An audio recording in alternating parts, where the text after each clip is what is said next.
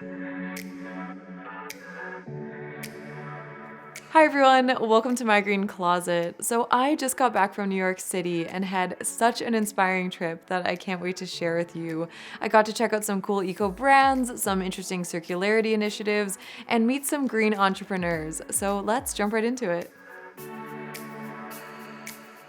Now, a place that was definitely on my list to visit was Zero Waste Daniel, and the day I went, his shop was actually closed because they were in the middle of production, but he still really warmly invited us in, and we hung out a bit and had a really nice chat. Unfortunately though, they didn't have any product out to film. Now, Zero Waste Daniel reworks leftover fabrics to create these really cool new pieced fabrics, and my favorite thing are his mosaic portraits. And the only waste he produces are these tiny little scraps, which he told us he's figuring out a way to use. I just think it's both so creative and sustainable what he's doing, and he is such a nice person and was really lovely to talk to. Another place at the top of my list to visit was Kaight, which is actually one of the first conscious fashion boutiques I ever discovered when I first became interested in sustainable fashion. They've been around for over 10 years, and back when I was in school, there really wasn't anything like this, and it was really inspiring for me to see that there was a store out there that actually cared about where their products came from. And they have all kinds of clothing, accessory, and beauty brands, and it just makes me really happy to see that they're still around and was really cool to visit. Next, I got to meet up with Julia, who's the owner of a really cool sustainable brand, Mia Cota. We grabbed a coffee and had a really nice chat. Hi, my name is Julia Erin. I'm the owner and designer of Mia Cota, which is an eco-friendly, ethically made, sustainable women's comfy clothing line produced in New York and designed in New York. After graduating from design school and interning, freelancing, and working in the industry, I just became exposed and informed about so many things in the fashion industry that just really felt wrong to me. I didn't know everything, and just the little bits that I knew already felt so disconnected from what I really believed in, and it felt horrible as something that I was going to do with my life. And as I started looking for brands that felt aligned with my morals and values, they were either really small, not hiring, didn't exactly exist in the capacity that I wanted. So I talked to my sister, and she felt completely passionate about the same things I'm passionate about, and we decided to start Mia Cota. We work with all sustainable plant-based materials. We work with bamboo that is completely sustainably turned from stalk into fabric. They have air systems and water systems to reclaim all the waste and all of that. Or we work with organic cotton, which is much better than conventional cotton, which is completely laden with pesticides and insecticides. We also work with soy, which is reclaimed from food waste. So you'll see if you read food labels that soybean oil is in so much stuff. So they press the soybean and all of that fiber just gets wasted. So we work with that as one of our fibers. And just tons of plant-based materials to keep everything vegan and eco-friendly and super soft and comfortable on your skin. All of our dyes are low impact. None of the dyes are dumped into the water. We work with only fabric suppliers that are completely aligned with us. And everything is produced ethically in New York City in a factory that we go to all the time, and I will be visiting again tomorrow. I was there last week. We're there all the time. I think one of the biggest issues always is cost, and I think that's something that's hard for the brand and also hard for the consumer, that when you're paying everyone a fair living wage, that you're doing everything ethically and sustainably, the costs are higher, and trying to keep those costs as accessible as possible.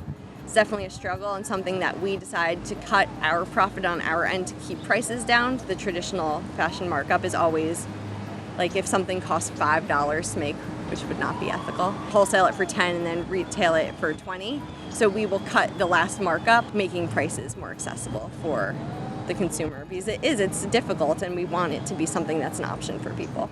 Before starting Mia Cota, I would so typical, regular, like I love fashion. I want to look really high-end fashion-y, wearing constricting clothing that's itchy and digs into you, and really super high heels, which is totally cool. It looks awesome if that's your thing, but I found it made me really cranky, and I couldn't wait to go home and change into really soft slouchy pants, a really comfy t-shirt, a bralette, really comfortable clothing. So I decided that from now on, I'm only designing clothing that's going to make people feel like their best self, because they will never feel cranky like they want to take this off. It is so uncomfortable. Get me out of here. Mia Cota has been such a journey for me because I found so many things that have set the ball rolling on something else and set the ball rolling on something else. It's been a learning and growing experience for me along with the brand. Just started this year working on more zero waste projects, so I'd really love to have it that all of our scraps are repurposed. That's something I'm super passionate about, super sustainable about, and passionate about. When we went to our factory and he was telling me how much money it costs him for waste removal because there's so much fabric waste that goes into garment production, I was like, no, not us. So we're well on our way to that this year and working on more initiatives to completely repurpose all of our scraps and just to keep finding more ways and keep that ball rolling of finding out more, doing better, and completely evolving as we learn more. Now, when I was in New York City, I learned about something called Fabscrap, which is a textile recycling program that I had to go check out. They collect textiles from about 250 local brands, and it was crazy the amount of stuff they had. And this is all pre-production waste, so they don't deal with any of the cutting or sewing or post-consumer waste. This is basically just leftover fabric from sample making and fabric swatches, which honestly blew my mind. You can't even really see in this footage how huge this pile and warehouse is, and yet this is only a tiny fraction of the textile waste from garment production. It's awesome that there is at least an initiative to recycle this, and all of this fabric gets sorted. A lot of it is shredded and turned into insulation.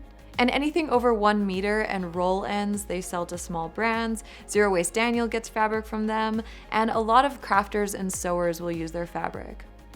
I knew that there was a lot of waste, but I honestly never thought there would be so much just pre-production waste, so this was really eye-opening for me. Next, I went to check out the Eileen Fisher concept store Making Spaces, where they carry their Renew lines as well as some of their regular line. And they even hold textile workshops there, which is really cool. Eileen Fisher is a big leader in the sustainable fashion space, and I was really lucky because while I was in New York City, I met up with Camille Moret, who is another blogger. I know her through the Ethical Writers and Creatives, and she just happened to be going on a tour of the Eileen Fisher Tiny Factory while I was there and kindly invited me to come along. So the Tiny Factory is the home of their Renew departments, and they have a take-back program to prolong the life of their clothes. So here's the sorting area. Anything that comes back first gets sorted. If it's in great condition, it is resold secondhand. And this is awesome because it gives the garments a second life, and it also allows people to buy Eileen Fisher pieces at a lower price point. However, anything that comes back with holes or stains or is maybe just worn out in areas gets sent to their remade department. So these bags are all full of the sorted garments that will be sent to laundering, so they make sure everything is nice and clean. These garments have all been sorted for remade, so they start by sorting them into different fabric types so they know how much of one kind of fabric they have to work with. The designers then come up with styles and patterns where they can cut the pattern pieces out of the existing clothes. This obviously has quite a lot of challenges, and they need to go through quite a few different designs to find what will work. Then they take the garments and cut all the seams off so they have flat pieces of fabric to work with, and then cut out the pattern pieces, working around any flaws. Then the garments are sewn in their in-house factory. It was so interesting to see this and to chat with them about the different challenges with developing a process like this. So for example, scalability is a huge challenge for them because they are working with very limited materials. And they also have different challenges with the design and the sewing of the garments. But they also said that this is what makes it really fun and interesting. And what I really love is that they try to do everything as sustainably as they can. So I actually asked them why they don't just over-dye the garments instead of trying to collect enough of each color, and they said that they looked into the impact of it, of shipping the garments to the dye house, of the dyes, of the water, and they found that it just wasn't sustainable enough for them, and instead they want to wait until they have enough of the same color to keep the impact down. They're also always trying to make the process better and hoping that other brands will learn from them or be inspired to develop their own circularity programs. So then I got to meet Erica, who is the lovely owner of the skincare brand I use, and we had an amazing chat all about natural skincare. I'm Erica Martins, and I founded Oil and Water Skincare. I started making my own products about 4 years ago. and I was actually having issues with something called perioral dermatitis. So it was just irritation that I was getting around my mouth and nose, but I found myself just putting more stuff on it to cover it up, and that was making it worse. And what I ended up doing was just scrapping everything and starting to make my own products from scratch. And I found that the products really helped me with the problems that I had been having. So it's something that I just feel so proud to be able to share with other people and hopefully help them with whatever skincare issues they might be having. When I select oils and butters, I try to select the unrefined raw version because there's so many beneficial nutrients in those ingredients that are sort of compromised when you heat them, when you process them in any way. So that's really important to me. As well as finding products that are organic, fair trade whenever I can find them. With the exception of preservatives and emulsifiers, my definition of natural is pretty strict. If it's natural, that means that not only did it come from nature, but it's still as close to the form that you would find it in nature as possible, so minimally processed. But you just can't get that with preservatives and emulsifiers. So inherently, they're a little more problematic when you're trying to formulate natural skincare, but there are way better options than others. So I try to be really conscious of choosing those ingredients. And I worked really hard to make sure that I used organic hydrosols and hydrosols that were unpreserved.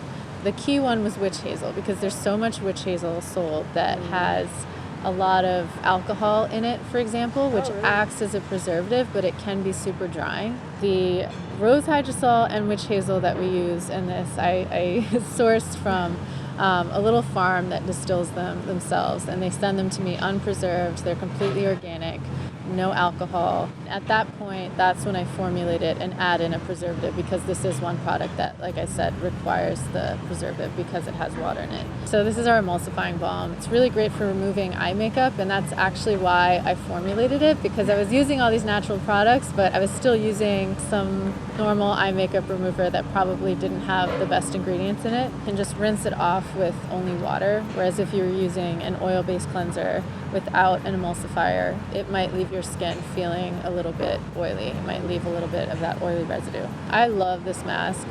It's preservative free, so it's sold dry, and you have to mix it with water before you apply it to your face. And depending on your skin and what it needs at any given time, you can sort of swap that liquid portion of the mixture. I've even mixed it with honey before and sort of used it as a face scrub.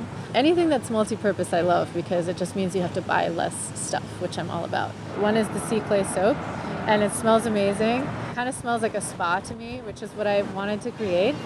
I wanted to create the sense that, you're just relaxing, you're treating yourself, and you can also use it on your hair. You have to use an acidic rinse afterwards because soap has a very high pH, which isn't good for your hair unless you follow up with, I usually will mix apple cider vinegar, 50-50 apple cider vinegar and water, and just do a rinse after I've washed with this. So you don't have like a plastic bottle of shampoo or conditioner. It's just, this cardboard box. Our labels are cotton, recycled from the textile industry.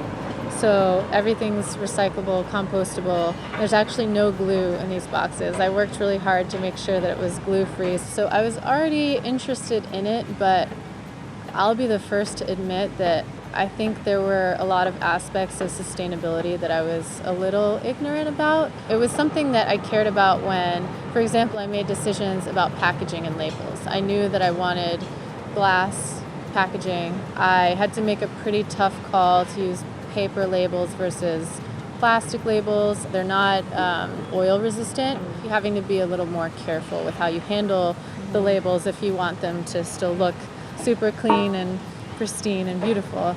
But for me, it's just not something I was willing to compromise on, so I went with the paper labels. I approached it with, the desire to be as sustainable as I could be, but I really hadn't thought about how far I could take it. My customers really sort of challenged me and pushed me to take my sustainability efforts to the next level. Just feedback from customers is really a good motivator to really challenge yourself in terms of how sustainable you really can be.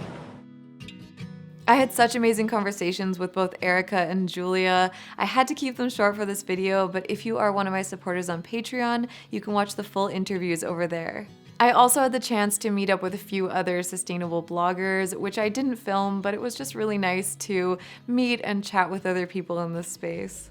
Finally, I also went to Boomkey, which is a lovely little store that mainly focuses on ethical fashion. They carry some brands that are harder to get in North America, like People Tree and Kotao, and they also have their own line which uses artisan textiles, and they fairly manufacture it in a woman-owned factory in India. So that was a little summary of my trip. I hope you enjoyed coming along and that maybe it was also inspiring or encouraging for you. I know for me, it definitely gave me a little boost.